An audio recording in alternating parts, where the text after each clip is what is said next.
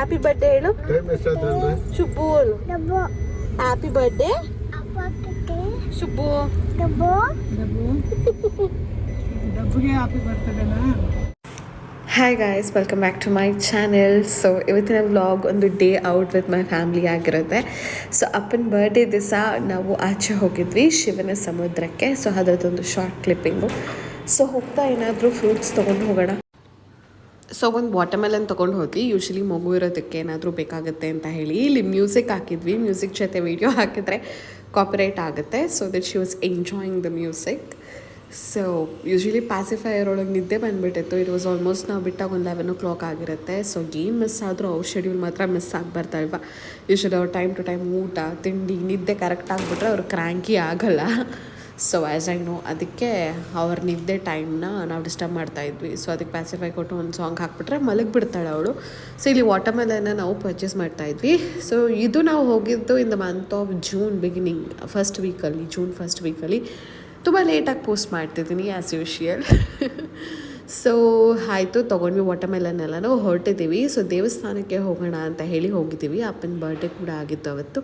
So ಹಾಗೆಯೇ ಒಂದು ಚಿಕ್ಕ ಸೆಲೆಬ್ರೇಷನ್ ಥರನೂ ಆಗುತ್ತೆ. ಯೂಶ್ವಲಿ ನಮ್ಮ ಕಡೆಯವರೆಲ್ಲ ಅಂದರೆ 90s ಕಿಡ್ಸ್ ಎಲ್ಲ ವಾಟ್ ವಿ ಎಕ್ಸ್ಪೆಕ್ಟ್ ಇಸ್ ಅವರು 90sೇ, ಬಟ್ ಮಿಲಿಯನಿಯಮು ಜೆನ್ಸಿ ಏನೇನೋ ಬಂದುಬಿಟ್ಟಿದೆ. I don't no, it is like out of my mind ಅನ್ನೋ ಥರ ಆಗುತ್ತೆ. ಆಗಿನ ಕಾಲದವ್ರಿಗೆ ದೇವಸ್ಥಾನ ಅದು ಇದು ಎಲ್ಲ ಹೋದರೆ ಅವ್ರಿಗೊಂಥರ ರಿಫ್ರೆಶ್ಮೆಂಟ್ ಆನ್ ದರ್ ಬರ್ತ್ಡೇಸ್ ಅಂತ. ಬಟ್ ನಮ್ಗೆ ಯೂಶ್ವಲಿ ಹಂಗಾಗಿ ಅನ್ಸಲ್ಲ. ಪಾಪ್ಗೋ ಕೆಫೆಗೋ ಸೆಲೆಬ್ರೇಷನ್ ಜೋರಾಗಿ ಮಾಡ್ಕೋಬೇಕು ಆ ಥರ ಬರುತ್ತೆ. So we are in two boats. ಈ ಕಡೆ ದೇವಸ್ಥಾನಗಳಿಗೂ ಹೋಗ್ತೀವಿ, ಈ ಕಡೆ ಪಬ್ಗಳಿಗೂ ಹೋಗ್ತೀವಿ.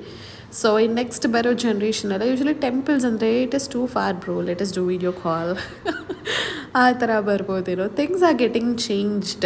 ಆ್ಯಸ್ ಎ ಮದರ್ ನಾನಿವಾಗ ಜನ್ರೇಷನ್ನ ನೋಡೋದಾದರೆ so it will change for sure in future ಅಂತ ಅನಿಸುತ್ತೆ. ಸೊ ನಮ್ಮ ಮಕ್ಕಳ ಕಾಲದಲ್ಲಿ ಇವಾಗ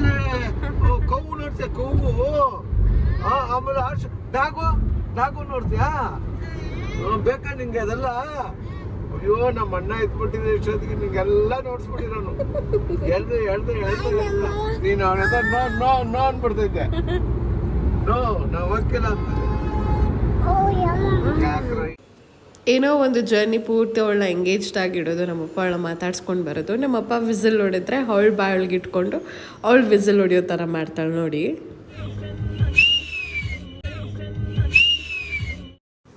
ಆವಾಗ ನೇರಳೆನ ಸೀಸನ್ ಆಗಿತ್ತು. ನಾನು ಅಷ್ಟು ದೊಡ್ಡ ನೇರಳೆ ನೋಡಿದ್ದು ರೇರ್ ಅಂತ ಅನಿಸುತ್ತೆ ಬ್ಯಾಂಗ್ಳೂರಲ್ಲಿ. ಯೂಶ್ವಲಿ ನಮ್ಮಪ್ಪ ಅದೆಲ್ಲ ಹೇಳ್ತಿದ್ರು ಇದಕ್ಕಿಂತ ದೊಡ್ಡದು ಬರುತ್ತೆ ಅಂತ. ನಾವು ನೋಡಿರೋದು ಕಷ್ಟ. ಇಟ್ ವಾಸ್ ಲೈಕ್ ಲಿಂಗಾಯತರು ಲಿಂಗ ಧರಿಸ್ತಾರಲ್ವ, ಸೇಮ್ ಅದೇ ಥರ ಇತ್ತು. ನನಗೆ ಇಷ್ಟಿಷ್ಟು ದೊಡ್ಡದಾಗಿದೆ ಅಂತ. ಅಂದರೆ ಫ್ಲೆಶ್ ಅಂದರೆ ಹಣ್ಣು ತುಂಬಾ ಜಾಸ್ತಿ ಇತ್ತು, ಬೀಜ ಸಣ್ಣನೇ ಇತ್ತು. ಸೊ ತುಂಬ ರುಚಿಯಾಗೂ ಕೂಡ ಇತ್ತು. ಸೊ ಫ್ಯೂ ಟೈಮ್ಸ್ ಈ ಥರ ಬ್ರೇಕ್ ತೊಗೋಬೇಕು ಅನ್ಸುತ್ತೆ. ಐದರ್ ಇಟ್ ಮೇ ಬಿ ದೇವಸ್ಥಾನ ಅಥವಾ ಒಂದು ಡೆಸ್ಟಿನಿನೇ ಗೊತ್ತಿಲ್ಲದಿರೋ ಜಾಗ, ಸುಮ್ಮನೆ ಹೋಗ್ತಿರೋದೇ ಆಗಲಿ, ವಿ ನೀಡ್ ಅ ಬ್ರೇಕ್ ಅನಿಸುತ್ತೆ ಫ್ಯೂ ಟೈಮ್ಸ್. ಎಲ್ಲಾದರೂ ಹೋಗ್ತಾ ಇರೋಣ ಅಷ್ಟೇ. ಜರ್ನಿ ಲಾಸ್ಟ್ ಅನ್ನೋದೇ ಬೇಡ, ಇಲ್ಲಿಗೆ ಹೋಗಿ ತಲುಪೋ ಥರನೇ ಬೇಡ, ಲೆಟ್ ಅಸ್ ಗೋ ಅನ್ನೋ ಥರ ಇರುತ್ತೆ. ಸೊ ಹೋಗ್ತಾ ಇದ್ವಿ. ಹಾಗೆ ನನ್ನ ಮಗಳನ್ನ ಫಸ್ಟ್ ಟೈಮ್ ನಾನು ಆಚೆ ಕರ್ಕೊಂಡು ಹೋಗ್ತೀನಿ ಯೂಶ್ವಲಿ, ಇಲ್ಲ ಅಂತ ಇಲ್ಲ. ಬಟ್ ನನಗೆ ಹೆಂಗೆ ಅನಿಸುತ್ತೆ ಅಂತಂದರೆ ನನ್ನ ಮೂಡ್ ಪ್ರಕಾರ ನನಗೇನಾದರೂ ಮೂಡ್ ಚೆನ್ನಾಗಿತ್ತು ಅಂತಂದರೆ I am ready to take her. ನಾನು ಅವಳ ಹ್ಯಾಂಡಲ್ ಮಾಡೋಕ್ಕಾಗಬೇಕಲ್ಲ. ನನಗೇನಾದರೂ ಸ್ವಲ್ಪ ಗಲಿಬಿಲಿ ಇತ್ತು ಅಂತ ಹೇಳಿದ್ರು ನಾನು ಅವಳ ಆಚೆ ಕರ್ಕೊಂಡು ಹೋಗೋ ಧೈರ್ಯನೇ ಮಾಡಲ್ಲ. ಬಿಕಾಸ್ ಅವಳನ್ನ ನಾನು ಹ್ಯಾಂಡಲ್ ಮಾಡೋದಕ್ಕಾಗಲ್ಲ ಅನ್ನೋ ಒಂದೇ ಕಾರಣಕ್ಕೆ. ಸೊ ಇಲ್ಲಿ ಅಪ್ಪ ಅಮ್ಮ ಇದ್ದರು ಅಂತ ಹೇಳಿದ್ರೆ ನಾನು ಧೈರ್ಯ ಮಾಡ್ತೀನಿ, ಬಿಕಾಸ್ ದೇ ವಿಲ್ ಮ್ಯಾನೇಜ್. ಅದಕ್ಕೋಸ್ಕರ ಸೊ ಕರ್ಕೊಂಡು ಹೋಗಿದ್ದೆ. ಅವಳು ಎಷ್ಟು ಖುಷಿ ಪಡ್ತಾಳೆ ಗೊತ್ತಾ. ನಂಗೆ ಅದನ್ನ ನೋಡೋಕ್ಕೆ ಒಂದು ಖುಷಿ ಆಯಿತು. ವಾಪಸ್ ಬಂದು ನಾನು ಭಾಸ್ಕರ್ಗೆ ಹೇಳಿದ್ದು ಒಂದೇ, ಅವಳು ಸಿಕ್ಕಾಪಟ್ಟೆ ಎಂಜಾಯ್ ಮಾಡ್ತಾಳೆ ನೇಚರ್ನ. ಆಚೆ ಹೋಗೋದು ತುಂಬ ಖುಷಿ ಪಡ್ತಾಳೆ. ಅವಳ ಕರ್ಕೊಂಡು ಹೋಗಬೇಕು ಅವಾಗವಾಗ ಅಂತ. ಸೊ ಬಂದ್ವಿ. ದೇವಸ್ಥಾನ ಕೂಡ ಇನ್ನೇನು ರೀಚ್ ಆದ್ವಿ. ಸೊ ಯೂಶ್ವಲಿ ದೇವಸ್ಥಾನ ನೀವೆಲ್ಲ ಕೂಡ ನೋಡಿರ್ತೀರ. ನಾವು ಮುಂಚೆ ಬಂದಾಗ ಇನ್ನೂ ಅಷ್ಟು ಡೆವಲಪ್ ಆಗಿರಲಿಲ್ಲ. ಸೊ ಇವಾಗ ತುಂಬಾ ಚೆನ್ನಾಗಿ ಡೆವಲಪ್ ಆಗಿದೆ. ಹಾಗೆ ಒಂದು ಕತೆ ಹೇಳಬೇಕು ಅಂತ ಹೇಳಿದ್ರೆ, ನಾವೊಂದು ರೋಡಲ್ಲಿ ಹೋಗ್ತಿದ್ವಿ. ಬಿಸಿಲು ಅವಾಗ ಜಾಸ್ತಿನೇ ಇತ್ತು, ಮಧ್ಯಾಹ್ನದತ್ತು. ಒಂದು ಹಾವು ಕಾಣಿಸ್ಕೊತು ನಮಗೆ. ಆಲ್ಮೋಸ್ಟ್ ರೋಡಲ್ಲಿ ಯಾವ ಗಾಡಿನೂ ಇಲ್ಲ, ನಮ್ಮ ಗಾಡಿ ಬಂದುಬಿಟ್ಟು ಹಾವು ಬಂದೇ ಬಿಡ್ತು. ಸಿಕ್ಕಾಪಟ್ಟೆ ಉದ್ದ ಇತ್ತು. ಅದು ನಾಗರ ಹಾವ ಅಥವಾ ಯಾವ ಹಾವು ಅಂತಲೂ ನಮ್ಗೆ ಆ ಮೂಮೆಂಟಲ್ಲಿ ಗೆಸ್ ಮಾಡೋಕ್ಕೂ ಕೂಡ ಆಗಲಿಲ್ಲ.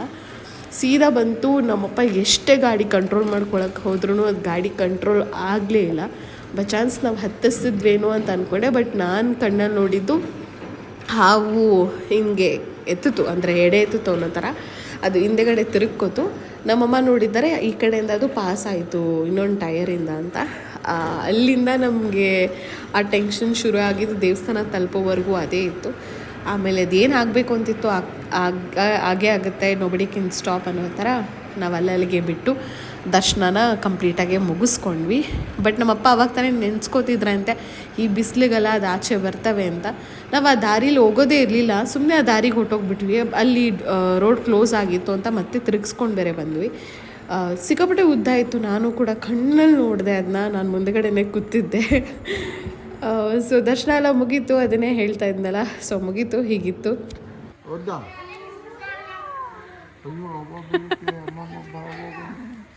ಬೇಡವಾ, ಬರೋಕ್ಕಿಲ್ವಾ? ಬರೋಕ್ಕಿಲ್ವಾ?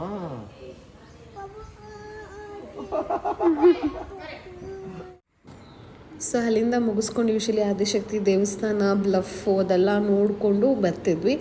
ಆದಿರಂಗ ಮಧ್ಯರಂಗ ಅನ್ನೋ ದೇವಸ್ಥಾನ ಕೂಡ ಇದೆಯಲ್ಲ, ಅದನ್ನು ಕೂಡ ಇವಾಗ ನೀಟಾಗೆಲ್ಲ ಮಾಡಿದರು. ಅಲ್ಲೂ ದೇವಸ್ಥಾನದಲ್ಲಿ ದರ್ಶನ ಎಲ್ಲ ಮುಗಿಸ್ಕೊಂಡು ಮಧ್ಯಾಹ್ನದ ಊಟ ದೇವಸ್ಥಾನದ ಪ್ರಸಾದನೇ ತಿಂದು ಬಂದಿದ್ದೀವಿ. ಸೊ ಇಲ್ಲಿ ಫಸ್ಟ್ ಟೈಮ್ ಬಂದ್ವಿ, ಇನ್ನೊಂದು ಕಡೆ ಸ್ಪಾಟ್ ಅಂತ ಹೇಳಿಬಿಟ್ಟು. ಯೂಶಲಿ ಏನಾಗುತ್ತೆ ಗೊತ್ತಾ, ನಾವು ಎವ್ರಿ ಟೈಮ್ ಹೋದಾಗಲ್ಲೂ ಐದರ್ ನೀರಲ್ಲಿ ಆಡೋದಕ್ಕೆ ಬಿಡೋಲ್ಲ, ಯಾಕೆಂದರೆ ಯಾರಾದರೂ ಬಿದ್ದುಬಿಟ್ಟಿರ್ತಾರೆ ಅಂತ ಹೇಳಿ ಅವಾಗೆಲ್ಲ ಬಿಡ್ತಾನೇ ಇರಲಿಲ್ಲ.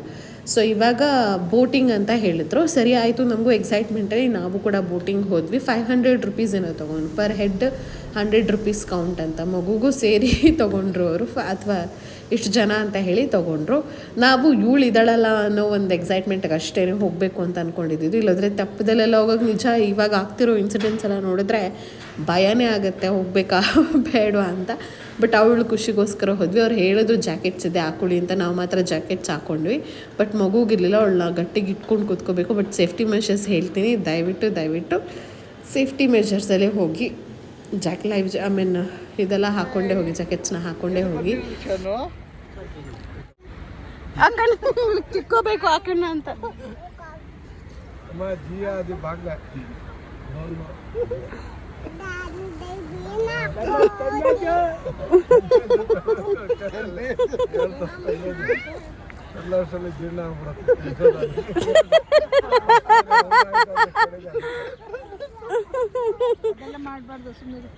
ಜಿಯಾ ಇಲ್ಲಿ ಬೂವಾ ಹಾಕು, ಫಿಶ್ ಬರುತ್ತೆ ನೋಡಲ್ಲಿ. ಪಾಪ ತಳ್ಳೋ ಅಂಕಲ್ ತೆಪ್ಪ ಅಂಕಲು ತಳ್ಳೋಷ್ಟರಲ್ಲಿ ಜೀರ್ಣನೇ ಆಗ್ಬಿಡ್ಬೋದೇನೋ ಅಂತ ಹೇಳ್ತಾಯಿದ್ರು. ಸೊ ಹಾಗೆ ಕಳ್ಳೆಪುರಿ ತೊಗೊಂಡಿದ್ವಿ. ಅವಳು ಸ್ವಲ್ಪ ಆ್ಯಕ್ಟಿವಿಟಿಗಿರಲಿ, ನೀರಿಗೆ ಫಿಶ್ಗೆ ಹಾಕೋಕ್ಕೆ ಅಂತ ಹೇಳಿಬಿಟ್ಟು. ಸೊ ಅವಳು ಅದನ್ನು ಆ ಕಡೆ ಹಾಕ್ತಿದ್ಲು. ಇದು ತುಂಬ ಸಣ್ಣ ಜನಿನ ಸ್ವಲ್ಪ ಮುಂದೆಲ್ಲ ಹೋಗ್ತೀನಿ ಅಂತ ಹೇಳಿದ್ರು. ನಮಗೆ ಬಿಸಿಲು ತುಂಬ ತಾಗ್ತಿತ್ತು, ಸುಡ್ತಿತ್ತು ನಮಗೆ ಮೈ. ಮಗುಗೆ ಹೆಂಗಾಯ್ತೋ ಏನೋ, ಬಟ್ ಅವಳಿಗೆ ಆ ಕಡೆ ಈ ಕಡೆ ನೋಡ್ಕೊಂಡು ಅವಳಿಗೇನು ಅಂತ ಅನಿಸ್ಲಿಲ್ಲ. ನಮಗೆ ಮೈಯೆಲ್ಲ ಚುರಿ ಅಂದರೆ ಸ್ಕಿನ್ ಮೇಲ್ಗಡೆ ಅದು ಉರಿ ಬಂದಂಗೆ ಆಗ್ತಿತ್ತು, ಡೈರೆಕ್ಟ್ ಸನ್ ಬೀಳ್ದಂಗೆ ಪಾಪ. ಆದರೂ ವಿ ಶುಡ್ ಅಪ್ರಿಷಿಯೇಟ್ ವಾಟರಪ್ಪ. ಅಷ್ಟು ಬಿಸಿಲಿದ್ರು when we touch the water no it is cold only. I don't know how. ಅಷ್ಟು ಬಿಸಿ ಹೊಡಿತಿದ್ರೆ ನೀರು ಬಿಸಿ ಟರ್ನ್ ಆಗಿಬಿಡ್ಬೇಕಲ್ವ. ಬಟ್ ಆದರೂ ಆ ನೀರನ್ನ ಮುಟ್ಟಿದ್ರೆ ತಣ್ಣಗಿದೆ. ಸೊ ನನ್ನ ಮಗಳು ತುಂಬಾ ಎಂಜಾಯ್ ಮಾಡಿದ್ಲು ಸುತ್ತಮುತ್ತ ಎಲ್ಲ ನೋಡಿಕೊಂಡು. ಸೊ ನನಗೂ ಅದೇ ಖುಷಿ ಆಯಿತು. ಅಪ್ಪನೂ ಅಷ್ಟೊಂದು ರಿಲ್ಯಾಕ್ಸ್ಡ್ ಔಟಿಂಗ್ ಅಂತಲೇ ಹೇಳ್ಬೋದು. ರೀಸೆಂಟ್ಲಿ ಅವ್ರಿಗೊಂದು ಸಣ್ಣ ಐ ಆಪ್ರೇಷನ್ ಕೂಡ ಆಗಿತ್ತು. ಸೊ ಅದಕ್ಕೆ ಅವರು ಆ ವೈಟ್ ಗ್ಲಾಸಸ್ನ ಹಾಕ್ಕೊಂಡಿದ್ದಾರೆ, ಇಲ್ಲದ್ರದ್ದು ಪವರ್ ಗ್ಲಾಸಸ್ ಇರ್ತಿತ್ತು. ಸೊ ಅದೆಲ್ಲ ಒಂದು ಮಿಕ್ಸ್ಡ್ ಎಮೋಷನ್ ಆಗಿ ಇಲ್ಲ ದೇವಸ್ಥಾನಕ್ಕೆ ಹೋಗಿ ಬರೋಣ ಅಂತ ಹೇಳಿ ನಾವು ಬಂದ್ವಿ. ಸೊ ನಮ್ಮ ಪಾಪಣ್ಣಿ ಇಲ್ಲಿ ಫಿಶ್ಗೆ ಫುಡ್ ಹಾಕ್ತಾ ಇದ್ದಾಳೆ. ಶಿ ವಾಸ್ ಟೋಟಲಿ ಎಂಜಾಯಿಂಗ್, ಹೇಳ್ತಾ ಇಲ್ವಾ. ಸೊ ನಮ್ಗಿನ ಎಲ್ಲ ಅವಳೇ ಪೈಸಾ ವಸೂಲ್ ಥರ ಎಂಜಾಯ್ ಮಾಡಿಕೊಂಡ್ಳು. ಸೊ ರೊಟೇಟ್ ಮಾಡ್ತಾರಲ್ಲ, ಇಟ್ ವಾಸ್ ಗುಡ್ ಟೈಮ್. ನನ್ನ ಮಗಳು ತುಂಬ ಖುಷಿಪಟ್ಲು. ನಾನು ಜಾಸ್ತಿ ಅದನ್ನೇ ಯಾಕೆ ಹೇಳ್ತಾ ಇದ್ದೀನಿ ಅಂತಂದರೆ, ಯೂಶಲಿ ನಾನು ಆಚೆ ಹೋದಾಗ ಅವಳನ್ನ ಅಬ್ಸರ್ವ್ ಮಾಡೋದು ಜಾಸ್ತಿ. ಅವಳಿಗೆ ಯಾವ ಥರ ಸೆಟ್ ಆಗುತ್ತೆ, ಅವಳಿಗೆ ಏನು ಇಷ್ಟ ಆಗುತ್ತೆ. ಎಲ್ಲ ತಾಯಂದರು ಮಾಡ್ತಾರೆ, ಅದ್ರಲ್ಲಿ ನಾನು ಕೂಡ ಒಬ್ಬಳು. ನಾನು ಅವಳನ್ನು ಅಬ್ಸರ್ವ್ ಮಾಡ್ತಾನೇ ಇದ್ದೆ. ಅವಳಿಗೆ ಅಡ್ಜಸ್ಟ್ ಆಗ್ತಿದ್ಯಾ, ಯಾವ್ದು ಇರಿಟೇಟ್ ಆಗ್ತಿದೆ, ಬಿಸಿಲಲ್ಲಿ ಇದ್ದಾಳ, she is able to manage ಅಂತ. ನನಗಿನ್ನ ಡಬಲ್ ಅವಳು ಬಿಸಿಲು ಅದು ಇದು ಅಂತ. ಸೊ ಆಚೆ ಬರೋಷ್ಟೊತ್ತಲ್ಲಿ ಹೊಟ್ಟೆ ಹಶ್ವಾಗಿತ್ತು. ಅಪ್ಪ ಅವ್ರು ಮೀನು ಊಟ ತೊಗೊಂಡ್ರು. ಸೊ ಮಗುಗಲ್ಲೇ ನಾನು ಕಟ್ ಮಾಡಿ ಕೊಟ್ಟೆ, ವಾಟರ್ಮೆಲನ್ನ ತಿಂತಿದ್ಲು. ನಾನು ಕಾರ್ಯಸಿದ್ಧಿ ಆಂಜನೇಯಗೆ ಕಾಯಿ ಕಟ್ಟಿದ್ದೆ. ಸೊ ನಾನು ನಾನ್ ವೆಜ್ ತಿನ್ನೋ ಆಗಿರಲಿಲ್ಲ. ಅಪ್ಪ ಅಂದ್ಕೊಂಡಿದ್ದಾರೆ ಇವಳು ತಿಂತಾಳೆ ಅಂತ ಹೇಳಿ 4 ಮೀನೇನೋ ಹೇಳಿಬಿಟ್ಟಿದ್ರು. ಸೊ ಅಪ್ಪನೇ ತಿನ್ನಂಗಾಯಿತು. ಸೊ ನನ್ನ ಮಗಳಿಗೆ ಹಣ್ಣುಗಳಿದ್ಬಿಟ್ರೆ ಸಾಕು, ಊಟ ಕೂಡ ಬೇಡ. ಆಚೆ ಹೋದ್ರೆ ಯೂಶಲಿ ಅವಳು ಊಟ ತಿನ್ನಲ್ಲ ಅಷ್ಟು. ಸೊ ಇವಾಗ ನನಗೆ ಮಗುಗೆ ಊಟ ಮಾಡಿಸೋದು ಹೇಗೆ ಅನ್ನೋದೇ ಟೆನ್ಷನ್ ಆಗಿದೆ. ಸೊ ಎಲ್ರಿಗೂ ಗೊತ್ತಿರುತ್ತೆ, ಇವಾಗ ಅವರು ಊಟನ ರಿಜೆಕ್ಟ್ ಮಾಡ್ತಾರೆ. ಅವ್ರಿಗೆ ಹೆಂಗೆ ಇಂಪ್ರೆಸ್ ಮಾಡೋದಕ್ಕೆ ಅಡುಗೆಗಳು ಮಾಡಿದ್ರು ಅವ್ರ ಹತ್ರ ಸರ್ಟಿಫಿಕೇಟ್ ನಿಜ ತೊಗೊಳಕ್ಕಾಗಲ್ಲ. 2 ತುತ್ತು ಮೇಲೆ 3ನೇ ತುತ್ತು ಒದ್ದು ಅವಳು ಎಷ್ಟು ಚೆನ್ನಾಗಿ ನಮ್ಮ ಭಾಷೆ ಕಲ್ತಿದ್ದಾಳೆ ಅಂದರೆ ಒದ್ದು ನಮ್ಮ ಭಾಷೆಲಿ ಒದ್ದು ಅಂದರೆ ಬೇಡ ಅಂತ. ಸೊ ಲಾಸ್ಟಿಗೆ ಬರ್ತಾ ಇಲ್ಲ ಶುಗರ್ ಕಿನ್ ಜ್ಯೂಸ್ ಕೊಡ್ಕೊಂಡು ಬಂದ್ವಿ. ಇದು ಇವತ್ತಿನ ವ್ಲಾಗ್ ಆಗಿ.